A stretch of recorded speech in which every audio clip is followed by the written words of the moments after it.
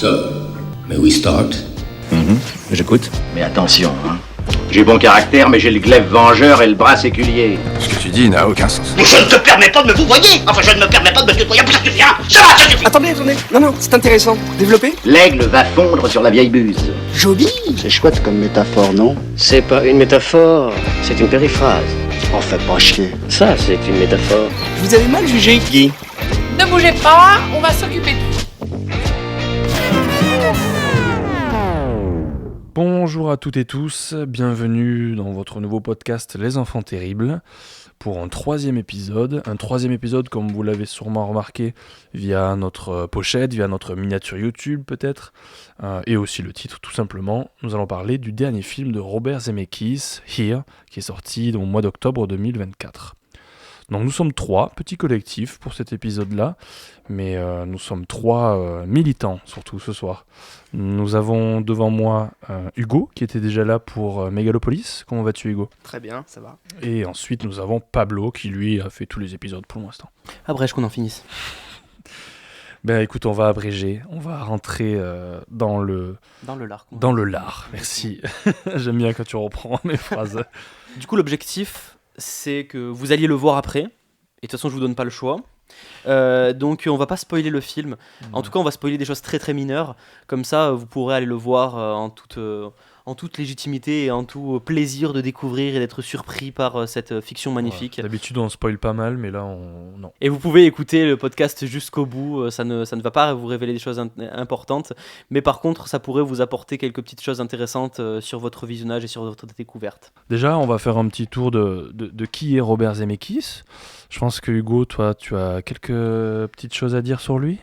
Je suis pas un spécialiste de Zemeckis du tout, mais c'est un cinéaste qui m'a toujours accompagné. Ouais. Donc j'ai une histoire un peu particulière avec lui, c'est que, enfin entre guillemets, c'est que j'ai rarement suivi ses sorties au cinéma.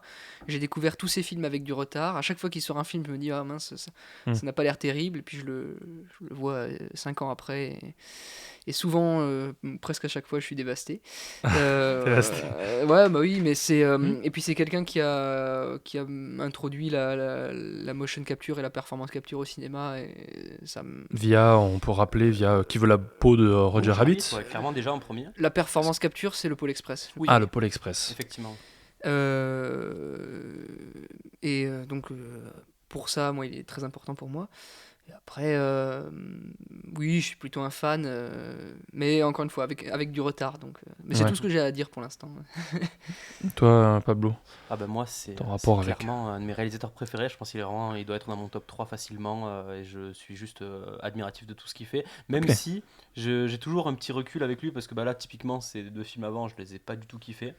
C'était quoi les deux films du coup ? C'était le truc, alors je sais plus exactement, Sacrée Sorcière je crois, ou un truc comme ça, c'est adapté de Roald Dahl, et ensuite son Pinocchio, qui est catastrophique, mais par contre c'est un gars qui pour moi est vraiment hyper généreux, hyper vrai, et en plus qui veut toujours pousser son art plus loin, et puis pour moi on n'aurait jamais eu un Avatar sans Roger Rabbit et Pôle Express, tu vois. Ah mais c'est sûr, ça c'est fantastique, mais en plus c'est un mec, genre quand tu regardes sa filmographie, enfin, quand tu vois genre Forrest Gump, Roger Rabbit, Flight et Retour vers le futur, tu te dis pas que c'est le même boug, et en fait si, et en fait quand tu t'y penches, il y a tous cette même envie d'aller loin, tu vois, et genre chaque fois qu'il va parler de quelque chose, il va en parler différemment et de façon tellement ambitieuse pour le peu qu'il possède. Ouais. Et c'est... Ça on peut pas lui enlever, c'est clair, hein.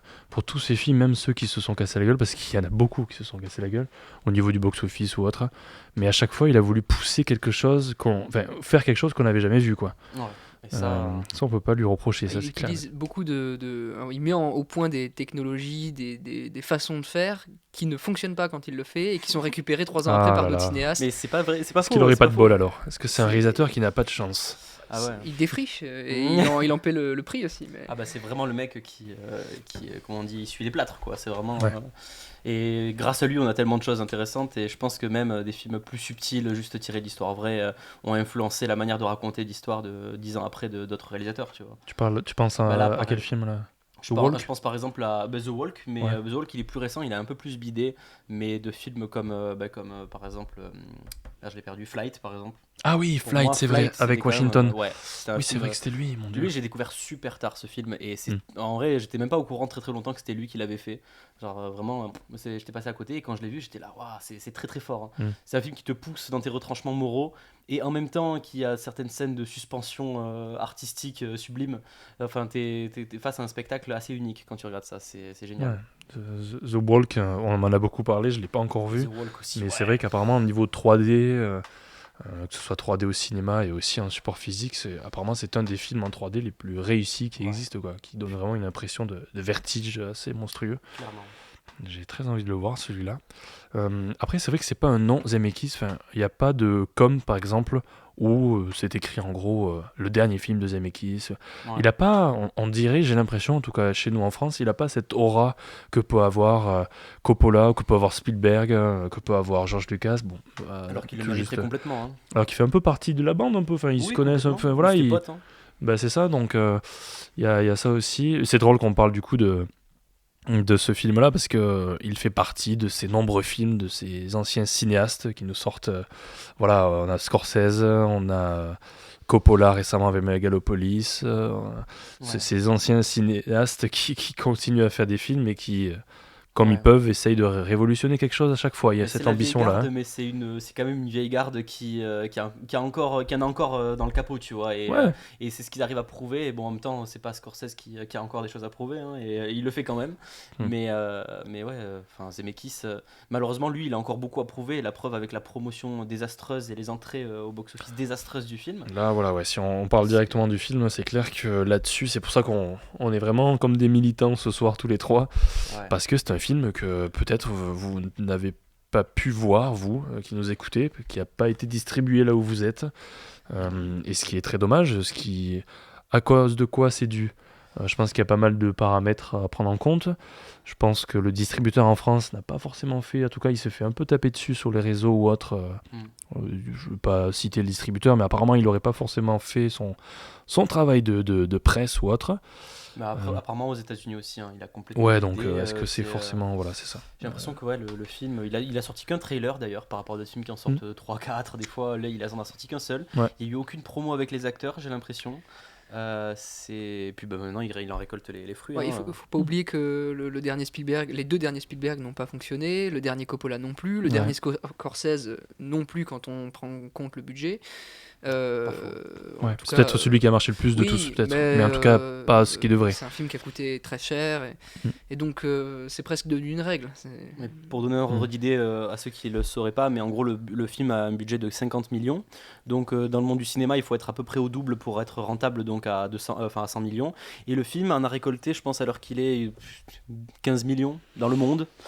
Donc, on n'est vraiment pas sur quelque chose, peut-être 20 au maximum, mais la dernière fois que j'ai vérifié, c'était autour de 10 et quelques. Donc, c'est un film qui ne sera pas rentable et qui va faire perdre, faire perdre des sous à la prod. Ça.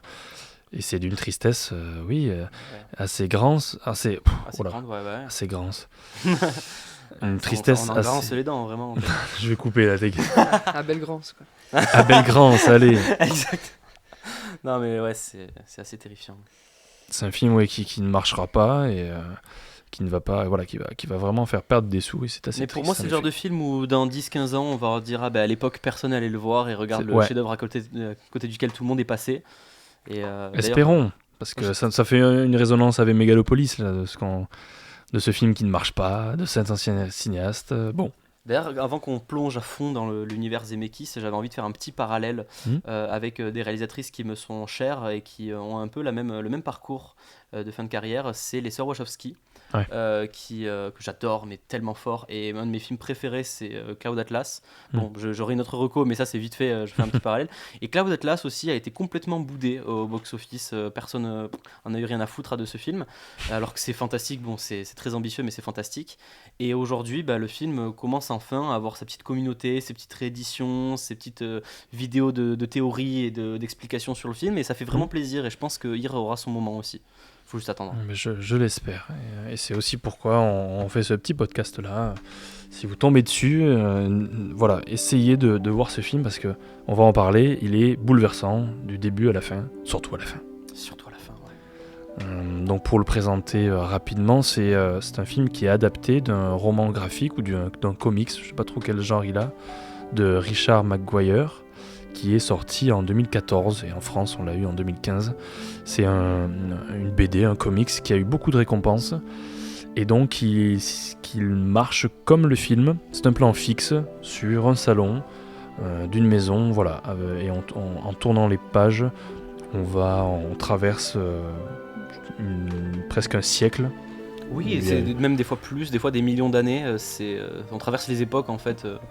C'est une représentation des États-Unis un peu qui se fait de manière complètement anarchique au niveau temporel et qui nous permet de présenter plein de petites vies, plein de petits moments de façon très philosophique et pas forcément très simple à comprendre au premier coup d'œil, mais il a bien réussi à reproduire cette vague. Ah ouais, le film vraiment. Ça fonctionne avec des vignettes, donc il y a des voilà. vignettes dans une pleine page. Exactement. Qui à chaque fois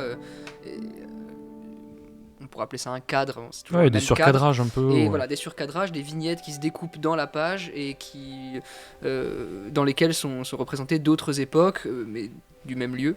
C'est ça. Et donc il épaissit un peu la dimension temporelle et plastique de la bande dessinée.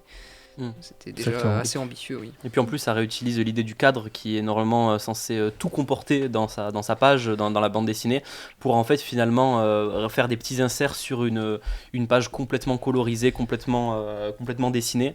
Donc c'est une façon de faire la BD aussi où presque en fait le lieu qui est finalement le sujet du film, parce que ça s'appelle Here, enfin ici.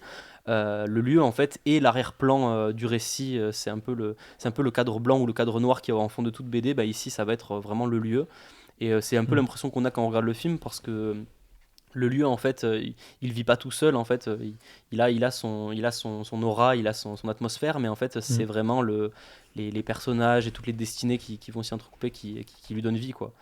Et là vraiment moi j'ai découvert le livre ensuite en suivant, je veux dire, après avoir vu Here, et je retrouve le même sentiment de grandiose, en fait. Pour moi, c'est très grand, parce que ça étale plusieurs époques, comme ça, et dans une même page, on peut avoir 5 années différentes du même lieu.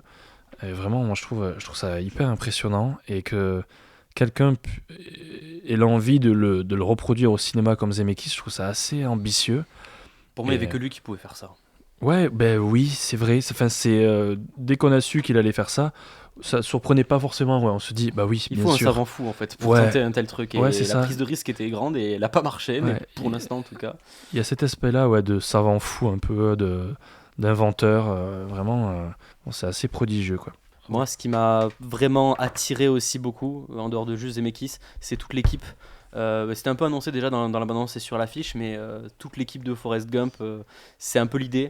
On a du coup le réalisateur Zemeckis, le scénariste aussi, alors je sais plus comment il s'appelle par contre, mais le scénariste qui avait adapté le livre Forrest Gump à la base, qui a adapté aussi cette BD, et on y retrouve d'ailleurs beaucoup de choses super intéressantes dans le scénario en lien entre les deux. Il y a aussi le compositeur forcément qui suit Zemeckis depuis longtemps, Silvestri, qui est je pense mon compositeur préféré de cinéma, qui fait une musique à la Forrest Gump. Et vraiment pour le coup on sent aussi la patte, je pense qu'ils ont fait exprès aussi de retrouver un petit peu ce truc là. C'est des films jumeaux, je me permets, parce que je pense que c'est très important. Forrest Gump, c'est une sorte d'épopée tragicomique à travers l'histoire des États-Unis, et là c'est l'histoire des États-Unis qui traverse un lieu avec les mêmes acteurs, avec oui, parce qu'il y a la aussi, question c'est vrai, du couple mis en tension qui traverse ses problèmes, et c'est les problèmes de la vie intime qui rencontrent plus ou moins ceux de l'histoire. Exactement. Le couple joué par Tom Hanks. Mais ici, toute l'histoire des États-Unis. Robin Wright, pardon. Ouais. Mais ici, toute l'histoire des États-Unis, tous les grands moments, parce qu'on choisit des grands moments avec Benjamin Franklin notamment, sont traités de manière sous l'angle de la relation intime. C'est très trivial en fait. On parle des relations familiales, du décès, de l'enterrement, des histoires d'amour, alors que dans Forrest Gump, on traversait vraiment les moments, on va dire. Clé, Bigger than life, quoi. La guerre du Vietnam avec les bombardements. Le Watergate, tous les trucs comme ça, effectivement. C'était beaucoup plus maximaliste, si je veux dire. Exactement, ouais. Mais du coup, il a retrouvé, c'est Eric Ross, du coup, il faut lui donner crédit quand même, au scénario, qui était l'unique scénariste dans mes souvenirs de Forrest Gump, et là qui était en co-écriture avec Robert Zemeckis sur ce projet. Donc comme on l'a dit, il y a du coup les deux acteurs aussi, Tom Hanks et Robin Wright, qui jouent aussi dedans. Et entouré d'un super casting, hein, d'ailleurs, vraiment, le casting de Here est incroyable. Oui, il y a aussi Paul Bettany. Lui, il est bouleversant dans ce film. Ouais, qui joue le papa de Tom Hanks. D'ailleurs, vraiment parallèle random, mais Paul Bettany, vous le connaissez sûrement grâce à Vision dans les Avengers. Et Avengers, qui a aujourd'hui, je pense, quand même une des BO les plus fantastiques, même si je ne suis pas du tout fan du MCU, c'est quand même le thème d'Avengers a été composé par Silvestri. Ça, c'est un petit truc à rappeler. Un petit commun. Ah oui, c'est vrai. Donc voilà, c'est 2 projets différents, mais qui sont très comparables, et je pense qu'on va en reparler dans l'émission. Mais quand même 2 équipes proches, et je pense qu'il y avait aussi ce côté nostalgique qui était voulu pour eux, j'imagine, derrière la caméra, et pour nous, face à l'écran, de retrouver un univers qui, de toute façon, je pense, nous a tous plus ou moins touchés, hein, Forrest Gump, et de parler aussi de l'idée de souvenir et de l'idée de nostalgie, qui pour moi est au centre du projet. Donc c'est quand même super intéressant d'avoir eu ce choix d'équipe, quoi. Ouais, grave. Non, il y a beaucoup de résonance avec Forrest Gump, c'est clair. C'est vrai que j'aimerais bien le revoir, moi. Ça ferait une bonne suite à Here, je trouve. Mais tu viendras chez moi, j'ai l'édition collector. Let's go. Du coup, avant qu'on attaque l'analyse en profondeur de ce film-là, j'attendais que tu me dises une connerie. Ouais, c'est vrai que je tiens à avancer. En plus, t'as fait ça, Ah ouais, ce qu'il va le faire. C'est trop sérieux, c'est trop solennel là. Vas-y, t'inquiète, ça va aller trop moins. Avant d'attaquer ça, il faut excuser Pablo, il est insupportable. Il sort du travail, c'est terrible. Je suis fatigué, je vais tous vous fatiguer aussi. Secours. Du coup, avant qu'on attaque cette partie-là, moi je voulais vous demander, quel est votre rapport avec Robert Zemeckis ? Quelle est l'œuvre de Robert Zemeckis qui vous a le plus marqué ? Je vais commencer par toi, Hugo, par exemple. J'ai beaucoup aimé, assez jeune en plus, Qui veut la peau de Roger Rabbit, donc c'est resté longtemps. Pour moi, ça reste encore le travail de Richard Williams, qui a presque co-réalisé le film, enfin j'exagère un peu, mais qui est l'animateur, donc qui est extraordinaire dans ce film, m'a beaucoup marqué. Mais aujourd'hui, je dirais que le film qui m'a vraiment le plus impressionné, c'est The Walk. Qui est... Ah ouais, donc pour moi c'est un chef-d'œuvre. 2015 Walk, et puis Qui veut la peau de Roger Rabbit en 1988. Mais on parlait de la 3D, pour qui regarde le film The Walk en 2D, c'est quand même très impressionnant. Même en 2D. Ah oui, c'est parce qu'il y a des effets de mouvement, de profondeur, qui sont évidemment pensés pour de la 3D, mais qui fonctionnent très bien en 2D. Il ne faut pas se sentir crispé par le fait de le découvrir comme ça en achetant un Blu-ray. Ouais. Mais le film est vraiment super, très très incarné, ce qui est quand même c'est peut-être le défaut parfois de Zemeckis à mon avis, mais c'est que ces films sont pas toujours très incarnés. Ok. Et là c'est vraiment un film plein de chair. Surtout Pinocchio là qui est sur Disney+ par exemple. Ah mais j'ai dit où est-ce qu'on pouvait le trouver. Non, on n'allait pas voir ce film. On n'allait pas le voir. Ça c'est vraiment terrible, il est sorti l'année où Del Toro, on en parlait en off, Del Toro sur Pinocchio, ouais. Voilà, là vraiment c'est Zemeckis, c'est pas le combat de Titan, c'est juste une oblitération, il l'a mis à genoux et moi je suis pas pour faire le lien, je suis pas forcément très attaché au cinéma de Zemeckis, mais faut dire que ce film Here je pense que c'est peut-être mon préféré de sa filmo. S'il fallait en choisir un, je pense que je le mettrais vraiment en premier parce que il englobe beaucoup de choses, quoi. Il englobe une histoire forte, des sentiments partagés assez forts aussi. Enfin, on l'a vu tous les deux, Pablo, et il y a eu un moment où on s'est regardé, on avait les yeux humides, quoi. Enfin, on n'était pas bien, quoi. Il y avait tout qui était humide, hein, ne pas te mentir. Peut-être pas tout, quand même. N'allons pas si loin. Mais oui. Mais pour un petit nostalgique que je suis, peut-être, le film assume, me briser à certains moments, je dois bien l'avouer. Après, moi, s'il y a des films aussi qu'il faut que je retienne, bien sûr, c'est les Retours vers le futur. Enfin, pour avoir revu le 1 il n'y a pas très très longtemps, ça marche encore, et c'est des films qui vont marcher, mais pour toujours, quoi. Enfin, d'ailleurs, on fait un marathon Retour vers le futur, on va y au Muret le 31 décembre, voilà. Petite promo. Mais donc voilà, c'est vraiment c'est une trilogie qui marche du feu de Dieu. En tout cas, les 2 premiers, le 3, j'ai très peu de souvenirs, mais ça va pas tarder à être changé vu que je vais le voir bientôt. Voilà, bon, donc pour ma part, je suis pas très attaché à lui, mais il y avait aussi la légende de Beowulf que j'avais beaucoup aimé jeune. Un film très violent, je sais pas, il y avait eu quelque chose s'était passé avec ce film-là. De voir une animation comme ça dans un film si sombre, c'est violent. C'est très nihiliste, quoi. C'est pas vraiment de l'animation, du coup. C'est la performance capture. C'est vrai. Comme le Pôle Express, du coup, on peut dire. Ouais, que avec aussi, des d'ailleurs. acteurs en fait. Scrooge aussi, c'était bien Ah ça. ouais, ça Mais pour voilà. moi, sa trilogie. Tu vois, voilà, j'ai pas ce truc de me Ouais. dire, ah, c'est lui. Enfin, c'est bizarre. Ce cinéaste, voilà. C'est juste moi qui le connais pas assez, peut-être, mais il n'y a pas ce truc de c'est un Zemeckis. Je vois en regardant ses films, il avait fait Apparence, pareil, je l'avais vu ce film. C'est un film mineur et pourtant il est excellent. Genre il est vraiment, il y a des prouesses dans ce film en termes de suspense, en termes de mise en scène. Ouais. Pourtant c'est un film qu'il a fait. Voilà, j'ai l'impression qu'il a fait un petit peu aussi pour faire un entre-deux film un peu plus ambitieux. Et c'est pourtant, ça. Ouais, c'est quand même assez fascinant quoi. Pour aller du côté de Brian De Palma un petit peu, il me semble. Oui, Hitchcock, Hitchcock beaucoup clairement aussi. Et Hitchcock, voilà. Ouais, bah, de toute façon, si on fait du De Palma, il y a Hitchcock Il y a pas loin, Hitchcock. forcément. Mais pareil, c'était une petite surprise aussi. Voilà, pour ma part. Et toi, Pablo, quel est ton lien avec Zemeckis, si Moi, tu veux... j'ai un rapport intime à Zemeckis, j'ai un rapport charnel à Zemeckis, sexuel même. Non, pas si loin. Mais Zemeckis, pour moi, c'est à la fois mon enfance et c'est à la fois ce que je rêve de continuer à regarder en étant grand et ce que je rêverais si j'étais cinéaste de faire. Tu vois, pour moi, c'est l'idéal d'un réalisateur. C'est un gars qui, à la fois, arrive à parfaitement divertir son audience, à faire quelque chose de touchant, de fascinant, d'amusant, et en même temps qui arrive à être hyper intéressant, hyper analysable, et en même temps hyper en avance sur son temps, tu vois. Et des fois tellement en avance sur son temps que ça ressemble presque à rien. Enfin, en vrai, je dis ça, mais Tu cites quel film là? T'as un film en tête, et en par même temps, exemple? c'est ce que j'allais dire. Je dis ça, mais finalement, même ces films qui ont un peu vieilli, comme aujourd'hui, je vois beaucoup de gens sur internet qui parlent de Pôle Express comme un film qui est dans la vallée de l'étrange, tout ça. Mais Pôle Express, c'est absolument fascinant. En plus, c'est tourné tout en motion et performance capture sur un seul et même acteur qui est Tom Hanks. C'est déjà fou. Mais tous les films qu'il a fait derrière, moi, Beowulf, je trouve que c'est vraiment fantastique. Et c'est aussi très particulier à revoir aujourd'hui. Mais c'est juste. Si je peux, je pense que Here sera considéré comme un film qui vieillit très mal. Moi, j'ai trouvé commencer avec peut-être un point négatif, mais je trouvais le de-aging complètement raté. Moi, j'ai trouvé quand même mieux que The Irishman, si je puis me permettre. Peut-être, mais c'est pas difficile en même temps. Il y a 8 ans d'écart. Pas faux, oui. Non, pas faux. Non, c'est ça, je sais plus. 7 ans d'écart, The Irishman, ça sort quand Il est sorti en 202019. Ah non, il y a 5 ans d'écart. Pardon. Ça reste beaucoup pour J'étais pour sur Silence pour les dates. Ah oui. 2016. Mais je trouve que la de-aging est... Allez, non, j'exagère quand je dis complètement raté, en tout cas en grande partie raté. Mais là, tu parles de Here. De Here, oui. Pour moi, ça va quand même. Parce qu'on parlait des films qui vieillissent. Ah, c'est vrai, ça c'est un thème, c'est un sujet qui est vite revenu, est-ce qu'elle était bonne ou pas bonne. Justement, parce que j'ai peut-être quelque chose à ajouter, c'est que malgré le fait que ce soit raté du point de vue performatif, dans la précision du de-aging, on va dire qu'on a vu mieux, et peut-être même plus tôt, donc ce que je trouve beau chez lui, c'est qu'on sent qu'il n'a pas un budget colossal, et c'est qu'il parvient à donner une patte à ses effets spéciaux. Oui. Les effets spéciaux chez Zemeckis, ils ont quelque chose assez lisse d'ailleurs. Et très lumineux aussi, il y a un côté qui est assez...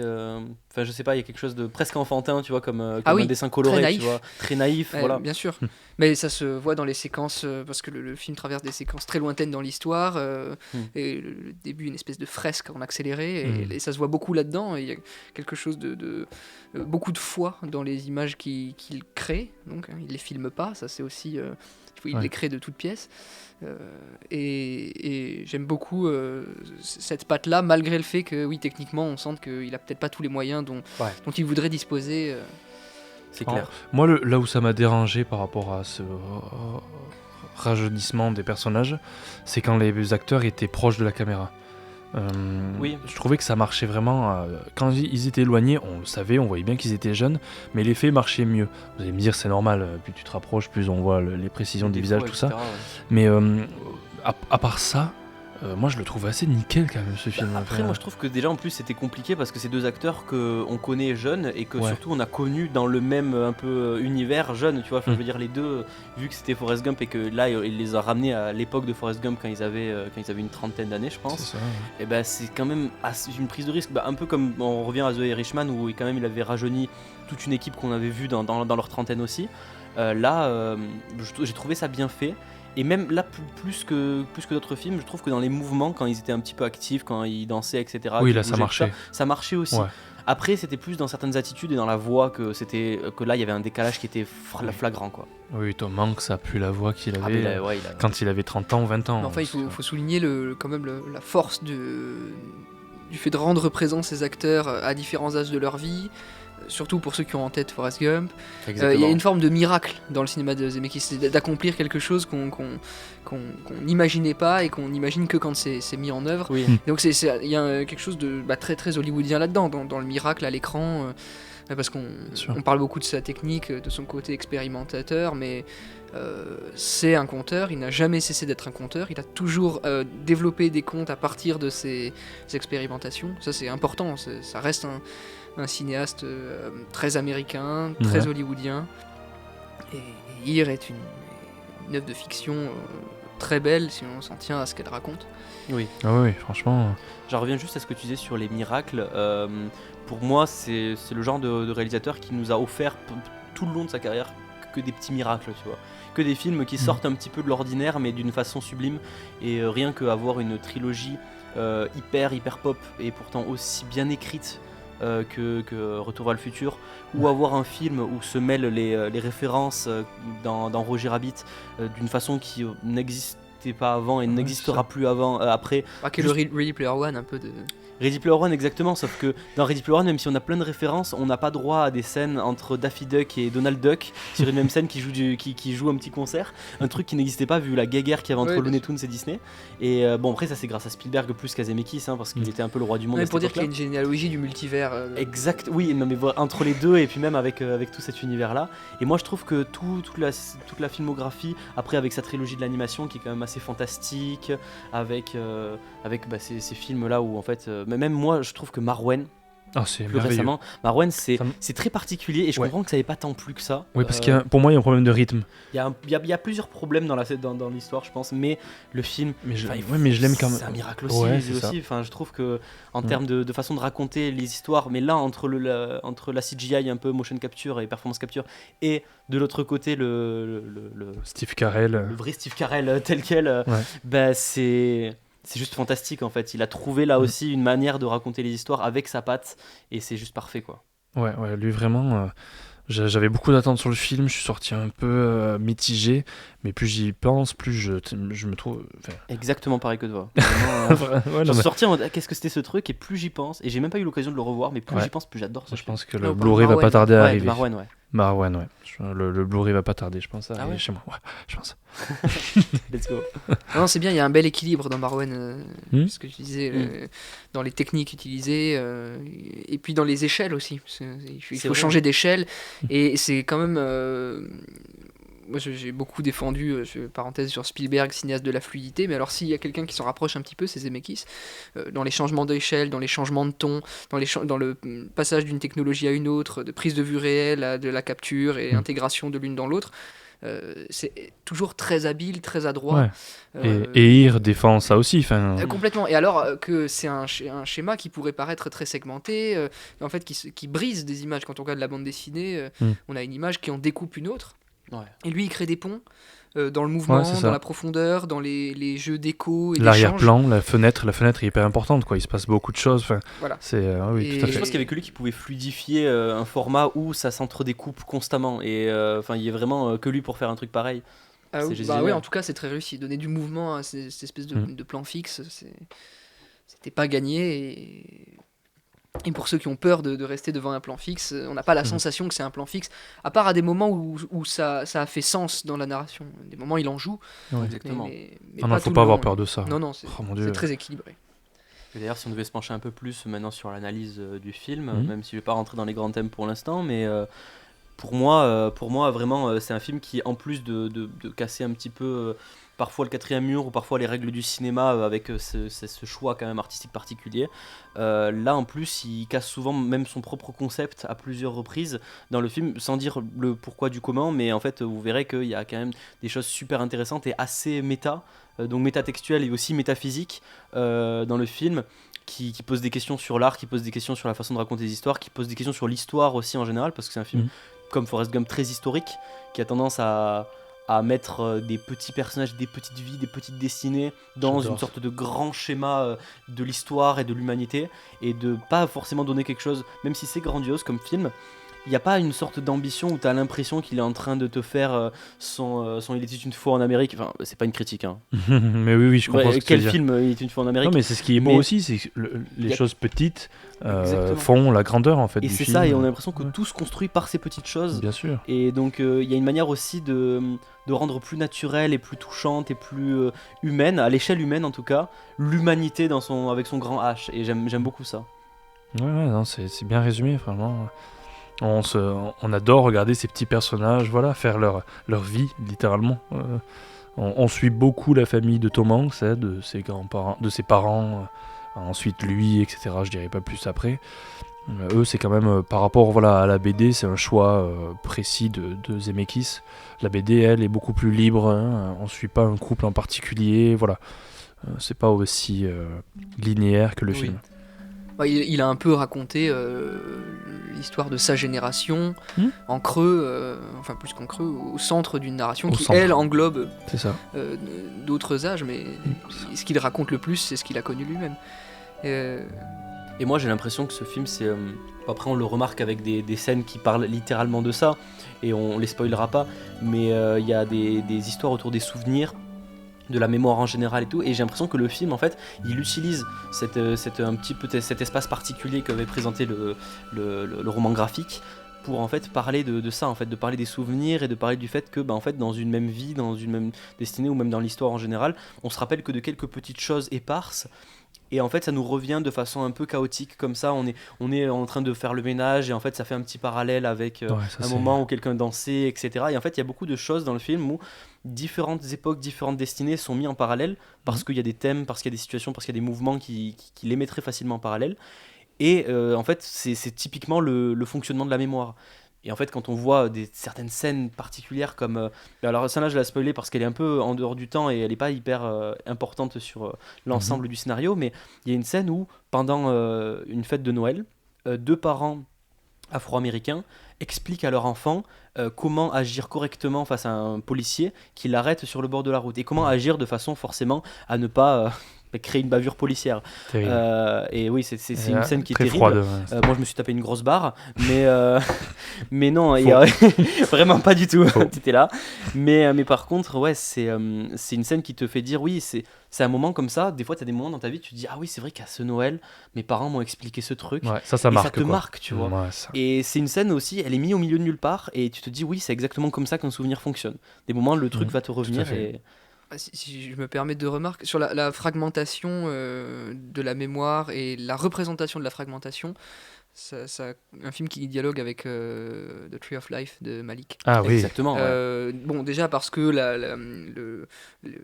l'échelle temporelle est très large comme dans The Tree of Life, mais surtout les deux films abordent d'une manière différente, l'un par l'ellipse, l'autre par donc ce travail sur les vignettes et les fenêtres découpées dans le plan, travaille sur la mémoire et son aspect fragmentaire et la difficulté à recoller les morceaux en fait, et le sens qu'on met entre les morceaux dans les blancs.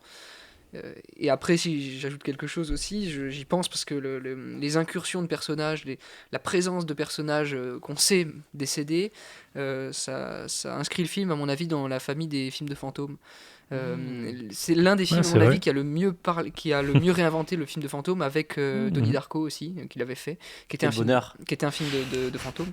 Et là pour moi c'est un film de fantôme. Alors on l'entend comme on veut, il n'y a rien de gothique ou de particulièrement fantastique là-dedans, mais par contre pour le spectateur, la présence à l'image de personnages qui parfois semblent communiquer. On peut avoir un personnage qui passe et un autre personnage se souvient de ce personnage qui n'est plus là et qui est seulement dans la vignette découpée dans le plan. Cette sensation-là c'est le miracle dont je parlais, c'est de faire revenir les morts et de les rendre présents pour ceux qui sont encore vivants. Et ça, c'est une utilisation du dispositif qui est à mon avis très très très intelligente. C'est bouleversant. Ouais, c'est bouleversant. Franchement, oui, on peut tous s'y retrouver dans ce dispositif-là et dans cette manière d'avoir des souvenirs qui nous remontent d'un seul coup là, voilà, dans une pièce à un moment donné qui nous a marqué dans notre vie, tout ça. Oui, et c'est là que moi le film m'a brisé. Ouais, vraiment moi aussi. Hein. Et c'est marrant que tu parles de fantômes aussi comme ça, enfin marrant je sais pas, hein, on se bidonne pas là tout de suite, mais vraiment le fait que pour moi c'était un film très archéologique aussi, il y avait un côté où le film étudie minutieusement l'humanité et les personnages comme...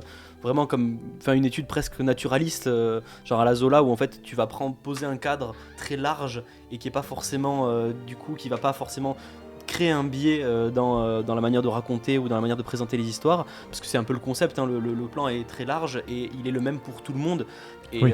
Donc c'est un cadre qui finalement a un côté presque scientifique. Et moi j'aime bien l'idée que du coup si c'est effectivement un film un peu archéologique, et en plus il y a des scènes autour de l'archéologie littéralement, voilà. Avec les Indiens, avec les Amérindiens, tout ça, c'est vraiment une scène que j'adore d'ailleurs.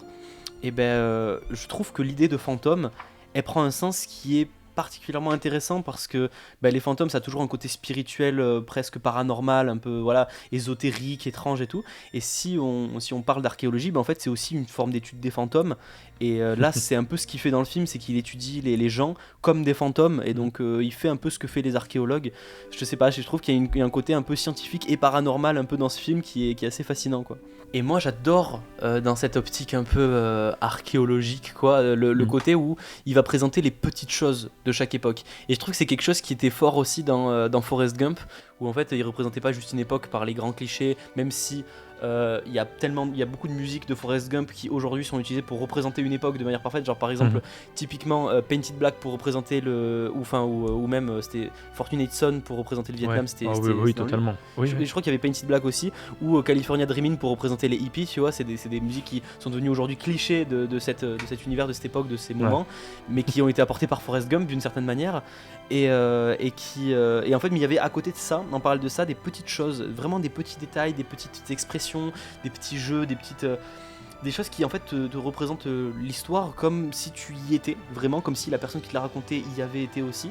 Et je trouve que Here a beaucoup ça.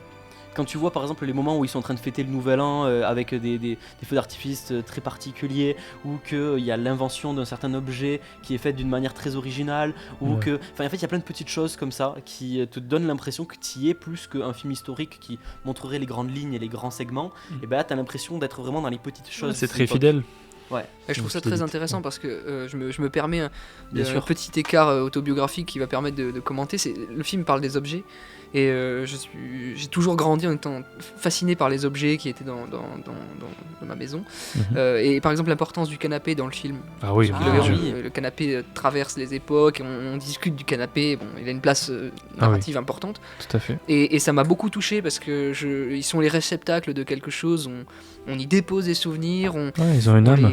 Ils s'abîment, on y tient ou on n'y tient pas, et penser que les objets sont source de conflits, de souvenirs, de joie, utiliser les objets pour rebondir dessus, pour lancer des petits morceaux de narration, j'ai trouvé ça vraiment vraiment profond, parce que je parlais de Tree of Life, le film est quand même plus matérialiste en fait, bien moins tourné vers le ciel. Oui, c'est vrai. Non pas qu'il n'y ait pas de spiritualité, mais disons qu'il est moins élégiaque, et c'est très matériel. On parle beaucoup de la terre, de la construction, des inventions, comme tu l'as dit. Et des colliers. Des colliers. Oui. On veut le film Sauron. Et puis le fait de voir toutes ces époques se succéder, ça implique des costumes, des vêtements très différents. Des appareils photo avec des flashs particuliers. Voilà, la télévision, comme exactement, il utilise la télévision pour ouvrir des fenêtres, et donc c'est vrai, c'est trop bien ça. Et donc c'est trop cool. Montrer d'autres événements dans la télévision, et les personnages donc regardent des choses qui se sont passées avant ou qui se passeront plus tard. Enfin, c'est vraiment un film sur les objets. Je suis content qu'on en parle de ça. Souligner, je trouve, tout à fait.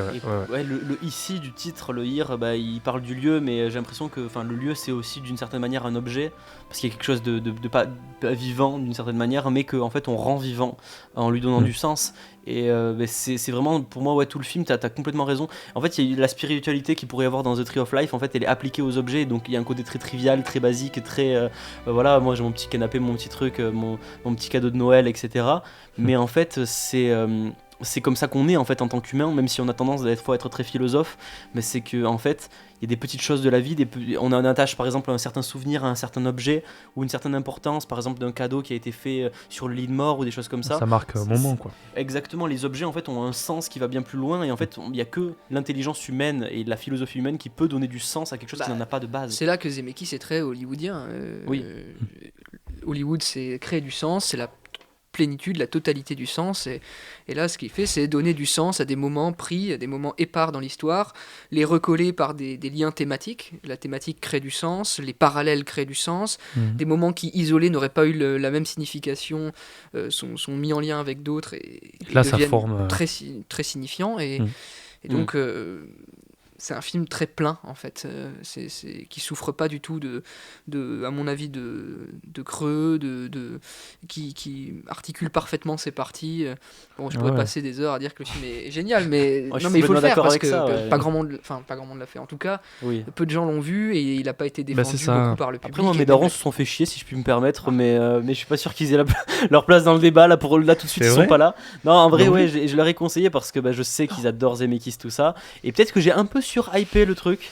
Peut-être parce qu'aussi personne avait vu le film, donc j'ai dû surhyper tout mon entourage. Peut-être parce qu'ils n'avaient pas encore écouté le podcast qu'on est en train d'enregistrer. Exactement, écoutez ça, papa et maman. Si avec ça vous n'avez pas envie d'aller jeter un petit coup d'œil ou revoir le film, oui, et si on s'adresse à tes parents, Pablo, oui.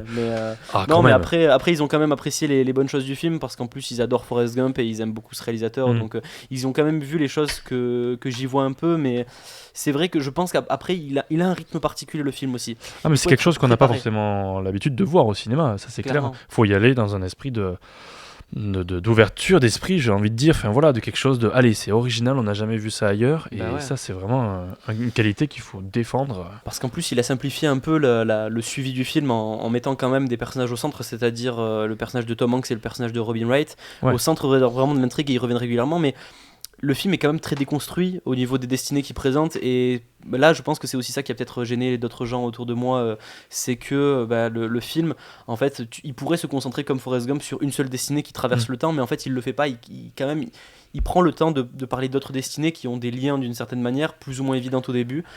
L'histoire principale est enrichie par l'existence des autres histoires. Et c'est exactement pour ça que je pense que ça a beaucoup de sens, c'est que les autres histoires apportent beaucoup à cette histoire-là. D'ailleurs, là, dans la BD, j'ai pas l'impression, enfin après je l'ai pas lu, mais j'ai pas l'impression qu'il y ait vraiment une histoire au centre du truc, que ce soit juste plein de petites histoires avec des personnages qui reviennent de manière un peu anecdotique. Et après je dis peut-être de la merde, hein. Franchement allez lire la BD la team. Mais par contre j'ai l'impression qu'il a choisi de centrer une histoire et de faire en sorte que toutes les autres histoires alimentent celle-ci comme tu dis. Et franchement c'est intéressant, mais je pense que quand on n'est pas prêt à forcément voir ce truc très, très fresque, éparse et un peu chaotique, peut-être qu'on peut être surpris. Mais du coup allez le voir en sachant ça la team. Mais allez le voir, c'est le plus important. Si vous avez encore des salles qui le projettent, vraiment foncez le voir. Parce que ça va pas durer. Je vois les salles toulousaines l'ont déjà un peu évacué. À la sortie dans le Tarn, il y avait juste 0 salle qui le projetait, même dans la plus grande ville du département, c'est assez terrifiant. C'est pas de la faute des salles, hein. Il y a de gros films qui arrivent, tout ça, mais voilà, les gens c'est vrai qu'on a une période très intéressante. Non mais peut-être qu'aussi ça permet d'évoquer très très rapidement le fait qu'on a un peu de mal à trouver des passeurs parce qu'il n'y a plus beaucoup d'espace. En fait je trouve qu'il y a beaucoup de discours qui s'accumulent, on parle d'énormément de films en même temps, et parce il faudra bien qu'on se pose la question, pourquoi est-ce que des cinéastes qui avaient un nom ne peuvent plus vendre des films sur leur seul nom. On parlait de Spielberg. Est-ce que c'est générationnel? Est-ce que c'est moi je pense que pour le cas de Here, c'est du point de vue de la communication que ça n'a pas marché. Ça j'en suis quasi sûr. On a une bande-annonce un mois avant la sortie du film, ce qui est assez compliqué. Bon, il y a un exemple avec le dernier Clint Eastwood où c'est pareil, on a eu un mois avant le début de la projection, alors que lui a marché. Le voir d'ailleurs, hein. Franchement. Et lui marche dans les salles, il a déjà fait plus d'1 million en France, ce qui est très bien. Donc bon, lui marche, c'est peut-être pas un bon exemple, mais je trouve que Here, on en a très peu parlé, et puis rien qu'à voir l'affiche qui est pas forcément... Bon, c'est très dur de faire une affiche de ce film peut-être, mais l'affiche est pas... Elle fait pas bien comprendre le concept, elle est pas parlante. Ouais, il y a quelque chose, moi je pense, du niveau de la com qui n'a pas fonctionné pour ce film-là. Je crois que le film dépasse son concept. Oui, je suis assez d'accord avec ça aussi. Oui. Donc vendre le concept, c'était peut-être un peu enterrer le film aussi, je sais pas. Peut-être. Voilà, parce que est-ce que dans un multivers, est-ce que ce film aurait pu marcher? Ça, j'ai du mal à le croire aussi. Bah, mais Après, à je pense ce que point vendu comme qu'il un n'ait pas avatar, marché. genre si tu le vends vraiment en disant regardez, c'est le mec qui vous a le plus apporté en termes de technologie, de performance capture et de reproduction de mondes différents, etc. Et aujourd'hui, il s'attaque à un roman graphique que personne n'a osé toucher. Oui. Je pense que là, peut-être on aurait pu faire quelque chose, mais il a été vendu comme une petite romance avec. Ouais, même parce que même le trailer, en fait, il le vend. Enfin, même si je l'aime beaucoup le trailer, je trouve qu'il est beau et tout, mais il le vend comme une petite romance avec cette petite particularité là, alors que le film va tellement plus loin. Et d'ailleurs, mes parents, une raison pour laquelle ils l'ont pas aimé, c'est que à cause du trailer, ils pensaient que le film allait quasiment se concentrer que sur ces personnages.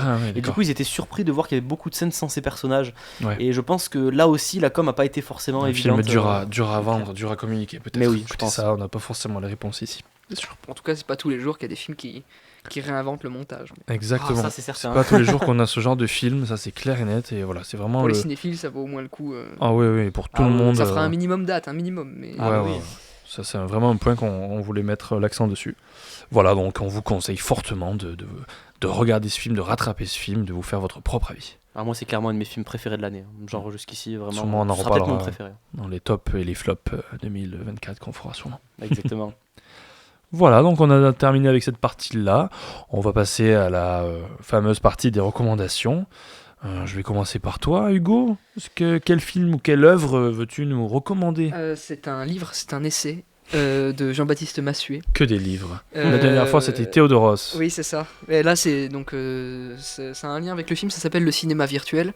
Sur la couverture, on a le Pôle Express. Ok. Et c'est un Je regarde la couverture aborde le cinéma qui a été rendu possible par la performance capture. C'est-à-dire le cinéma virtuel, c'est le cinéma où la caméra est abolie, elle est réinventée, on la construit, on construit le plan. Et Jean-Baptiste Massuet a fait un essai un peu somme, c'est chez Jorg, je crois que je sais pas le prononcer. C'est collection. Gorg. Collection. Gorg. Ouais, je sais pas. Collection Gorg. Gorg, pardon. C'est collection en prise de vue. Collection en prise de vue. Et donc Jean-Baptiste Massuet, c'est un chercheur dans le domaine des médias, de la transmédialité, des technologies et techniques du cinéma. Ah, il a fait une vidéo chez Microciné. Oui. Et on parlait de Forrest Gump, il a aussi écrit un livre, je crois que c'était sa thèse, ça s'appelle Le dessin animé au pays du film, c'est-à-dire ces films où le dessin cohabite avec la prise de vue réelle. Donc il aime beaucoup le mélange on va dire des moyens de représentation, des régimes d'image. Ce livre, il est sorti en 2022. Récent. 2022, c'est une réédition peut-être qu'il y a eu, mais 2022. Non, c'est sorti en 2022 et c'est un livre vraiment complet, assez technique, hein, bien sûr, mais c'est l'un des seuls livres à prendre à bras-le-corps ce sujet-là, complètement. Et du coup, ça aborde pas mal Zemeckis quand même. Oui, beaucoup Zemeckis, Cameron, Spielberg, essentiellement. Penche alors, vraiment. Il doit sûrement être trouvable Ombre et Lumière. Hein. Ah bah oui, on va aller voir. Fafa, si tu nous écoutes, on te fait un coucou. Rue Gambetta, Toulouse, voilà, Ombre et Lumière, Ombre Blanche. Ok, très bien, merci Hugo. Ouais, moi ça m'intéresse aussi, donc je pense qu'avec Pablo, on va aller voir ça. Clairement. Et toi Pablo, quelle est ta recommandation ? Alors j'en profite qu'on soit un petit peu moins nombreux derrière les micros pour faire une recommandation un peu plus imposante. Allez, je vais vous immerger carrément dans l'univers de cette œuvre pour Immerge-moi. Vous compreniez plus l'univers que l'œuvre elle-même. Okay. Imaginez un monde complètement étranger du nôtre. Un monde où l'être humain est absent, mais un monde qui a malgré tout développé les mêmes vices propres à notre espèce. Cruauté, arrogance, cupidité et déchéance, mais surtout, et c'est là que l'aventure prend tout son sens, irréductibilité et résilience. Tu parles bien. Ah ouais. Et c'est pour toi. Et donc arriva ce qui devait arriver.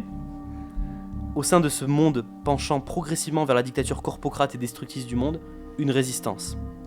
Cette saga est le terrain de jeu d'un affrontement entre oppression et esclavage rallié, industrialisation et nature opprimée, vénalité malsaine et spiritualité indigène, l'occasion pour le joueur de retourner les mécaniques du contrôle à l'aide de ses pouvoirs psychiques, en entrant littéralement dans la peau de ses ennemis pour les détruire de l'intérieur, user de sa malice pour piéger ses adversaires ou agir avec plus d'agressivité à l'aide de l'escouade désespérée qu'il s'est formée en libérant ses congénères esclavagisés. J'essaie de savoir de quel jeu il s'agit, mais j'ai très hâte de savoir. Vas-y. Malheureusement, pas beaucoup de gens connaissent ce jeu, c'est assez obscur, mais son studio et son créateur, à l'origine passionnés par l'idée de profiter de la 3D et de la CGI pour en faire un film, se sont finalement tournés vers la PlayStation 1, à l'ère du numérique un petit peu grandissant et de la 3D qui aussi était émergente dans le jeu vidéo, pour aller vers cet univers vidéoludique.